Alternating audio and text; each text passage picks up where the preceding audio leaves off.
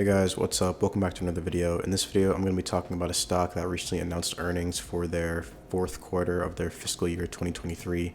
And that stock is Microsoft. And as you can see, over the last year, Microsoft is up 21%, while the rest of the market is only up 12%. So they're outperforming the market over the 1 year chart. And so in this video, I'm going to look into some of the recent news that came out surrounding Microsoft. I'm going to look at their financial statements, and then I'm going to use a discounted cash flow model and also calculate the company's weighted average cost of capital to figure out the intrinsic value per share for the company. So right here in this article, it's titled Microsoft Shares Dip After Quarterly Revenue Guidance Misses Expectations. Some of the key points I touch on right out of the gate include the fact that Microsoft called for lower revenue guidance than analysts had predicted, partly because of weakness in their Windows operating segment of their business. Also, their Azure cloud revenue growth slowed to 26% from 27% in the previous quarter, which surprised analysts' expectations. And then lastly, Microsoft decreased their research and development costs for the first time since 2016, probably a part of the larger cost-cutting measures that are currently happening with the years of efficiency in the tech industry. Right here, they point out that earnings increased to $2.69 per share, which was higher than analysts expected $2.55, and their revenue came out to be $56 billion, higher than the $55.4 billion that analysts had expected. Right here, they point out that Windows operating system came up short.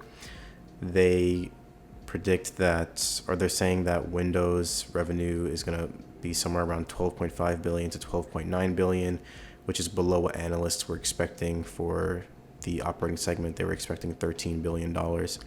Revenue for their fourth quarter, or the second quarter of the year, fourth quarter of their fiscal year, rose 8% year over year. It was the first time, or not the first time, but the first time that they've had 3 consecutive quarters of growth less than 10% since 2017. Net income totaled $20 billion, which is up from $16 billion year over year, and $2.23 per share 1 year ago in their fourth quarter. Right here, they point out that Azure revenue grew 26% during the quarter, which is slower than the 27% growth in the previous quarter and the 40% growth in the fourth quarter last year. Microsoft CEO Satya Nadella pointed out that Microsoft Cloud revenue surpassed $110 billion, which is up 27% in constant currency, which is the first time that their Azure cloud operating segment made up more than 50% of their total revenues. So their cloud revenues have been growing exponentially over the last few years, and at long last, their cloud revenue finally makes up more than 50% of their total revenue. So that's definitely a very good sign, especially considering the fact that their cloud revenue is their fastest growing operating segment. So if they're able to continue to grow it at the same rate, then their revenue is going to increase pretty rapidly now. One of their competitors, Google, parent company Alphabet, also has cloud products, and their revenue increased 28% year over year. So it's not just Microsoft that's experiencing this increase in cloud revenue, it's also their competitors, including Google. Right here, they point out that for the first time since 2016, Microsoft's research and development costs declined year over year. Nadella told employees in May that the company won't lift salaries this year. And also on July 10th, he issued a memo saying that a fresh round of job cuts, separate from the round layoffs affecting 10,000 workers that kicked off in January, is going to be implemented soon. So a lot of efficient cost-cutting actions happening here, not just for Microsoft, but for the tech industry as a whole. Right here, one of the interesting catalysts coming up for Microsoft include the fact that Microsoft is currently trying to figure out a resolution for their acquisition of Activision Blizzard for about $69 billion, which they initially agreed upon in January 2022. On top of that, Microsoft has been making investments in AI, trying to partner up with ChatGPT and OpenAI to implement that chatbot system into their Bing search engine. Right now, companies can access their language models and other developer tools.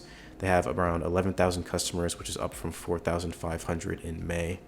And then lastly, excluding the after hours move, Microsoft shares have gained 46% year to date, while the S&P 500 is only up 19%. So a lot of interesting news surrounding Microsoft. Obviously, some interesting catalysts coming out, their acquisitions and their investments in AI. Their stock is doing really well so far year to date, but unfortunately, their earnings growth is slowing down a little bit more than what analysts had expected. Right here, we can see their financial statements. We can see year over year for the fourth quarter, Microsoft's revenue grew from $51 billion to $56 billion. That's an increase of 8% year over year. We can also see their 12-month revenue increase here from $198 billion in 2022 to $211 billion in 2023. Net income increased from $16.7 billion to $20 billion. That's an increase of 20% year over year. But then for their full year revenue, it basically stayed the same at around $72 billion. For their balance sheet, we can see that they had total assets of $411 billion, and their business is pretty much financed 50-50 between liabilities and equity. They have $205 billion of liabilities and $206 billion of equity. Lastly, for their cash flow statement, we can see operating cash flow increased year over year from $24 billion to $28 billion. And we can see they returned a pretty substantial amount of cash back to shareholders. They repurchased $5.7 billion of common stock, and $5 billion of dividends were paid out to shareholders in the fourth quarter. So even though that's a decrease year over year from around $8.7 billion of common stock and $4.6 billion of cash dividends paid out in 2022, it's still a lot of value returned to shareholders, so it's definitely a good sign for investors. Now this is my discounted cash flow model to figure out the intrinsic value per share for Microsoft.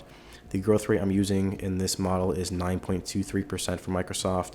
I got that from this historic growth rate calculation right here. Their free cash flow for 2018 was $38.26 billion. Their free cash flow for their most recent full year, actually 2023, not 2022, was $59.48 billion. So that's an increase over 5 years. Comes out to a compounded annual growth rate of 9.23% for their cash flows over the last 5 years. So I'm using that for the estimation for the next 5 years of growth for Microsoft's cash flows. We can see right here for the weighted average cost of capital that I'm using to calculate the discount rate to discount their cash flows to the present value. I'm using 6.42%, and I got that from this weighted average cost of capital calculation right here. We can see the book value of their equity and debt right here, pretty much split down the middle as we saw from their balance sheet. Over the last year, their interest rate on their debt was on average around 4.17%. Their tax rate was 19%. The current 10-year treasury yield, which is the risk-free return in the market, is 3.91%. Microsoft's beta is 0.91. And so with that information, I was able to calculate their cost of equity by adding the risk-free return to their beta and multiplying that by the average stock market return of 10%, subtracted by the risk-free return. That meant that their cost of equity came out to be around 9.45%. Equity proportion right here and debt proportion split down around 50-50 from their balance sheet. And so that gave me the weighted average cost of capital. I basically just multiplied the equity proportion by the cost of equity, added that to the debt proportion multiplied by their cost of debt, and then multiplied the debt proportion by the tax shield, which is just 1 minus the tax rate. And that gave me the weighted average cost of capital for all of Microsoft's capital, which comes out to be about 6.42%, which I use for my discount rate for the discounted cash flow model. Year one free cash flow starting from 2023, $59.48 billion. Net cash minus net debt comes out to be about $25 billion. They have around a little over 7 billion shares outstanding. So that means their intrinsic value per share is estimated to be around $159 per share based on these metrics. And that means that at the moment, Microsoft, based on those metrics, is currently not trading below intrinsic value per share, since they're trading at $338 per share. You'd probably want to buy them at a bit of a cheaper share price if you were going to base the valuation off of these growth rate assumptions and weighted average cost of capital assumption. On the right hand side here, I did a competitor analysis or industry analysis comparing Microsoft to some of their other competitors. We can see that Microsoft has the second highest gross profit margin at 68%. They have the highest net profit margin at 34%, highest return on assets. They're currently trading at 34 times earnings. And right now, they are the only company out of these three that pays a dividend. They have a dividend yield of 0.8%, which means they basically pay 80 cents for every $100 that you invest into Microsoft. So based on this, it looks like you would definitely want to give it to Microsoft in terms of their earnings results, because they do have the highest net profit margin out of the three companies. But if you were going to give it to the company with the highest gross profit margin, it would belong to Meta. Then to end off the video, I wanted to rank Microsoft against some of the other companies we've looked at in past videos. In terms of intrinsic value per share, we can see that Microsoft is currently trading at around 2.13 times their intrinsic value per share. That puts them in 10th place. Google, Alibaba, GE, and Etsy are currently the only companies that are trading below intrinsic value that we've looked at. In terms of growth rate, Microsoft comes in last place again with a 9.23% growth rate. For their dividend yield, they have a 0.8% dividend yield, which is the lowest out of all of the companies we've looked at that pays a dividend. For gross profitability, we can see they come in at 5th place with a 68% gross profit margin. And then for net profitability, they come in 2nd place with a 34% net profit margin, so they're very competitive on the net profitability table. For second quarter revenue and earnings growth, which is the fourth quarter for Microsoft's fiscal year, we can see they had 8% year-over-year revenue growth, putting them in at 7th place. Tesla so far has had the best second quarter revenue growth at 47%.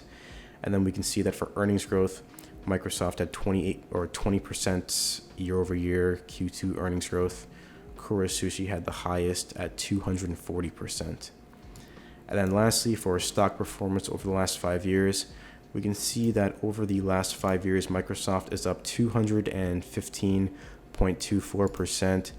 So that's pretty much good enough to get them in the 8th place spot. Right now, Tesla holds the number 1 spot at 1,144%. So based on this, it looks like Microsoft is definitely extremely competitive. They have a competitive stock performance over the last 5 years. They're definitely very competitive in terms of their earnings potential. Year-over-year earnings and revenue growth, they've come out at around a middling of the pack compared to the other top 10 companies we've looked at. And then for all the other tables, they're basically at around bottom of the pack. For industry analysis, they have the highest earnings profit margin out of the other three companies we've looked at, or other two, Google and Meta. And then based on this discounted cash flow model, we can see that Microsoft is currently not trading below intrinsic value per share. So let me know in the comment section down below what you guys think of Microsoft. Leave a like on this video, subscribe to the channel, and I'll see everyone in the next one.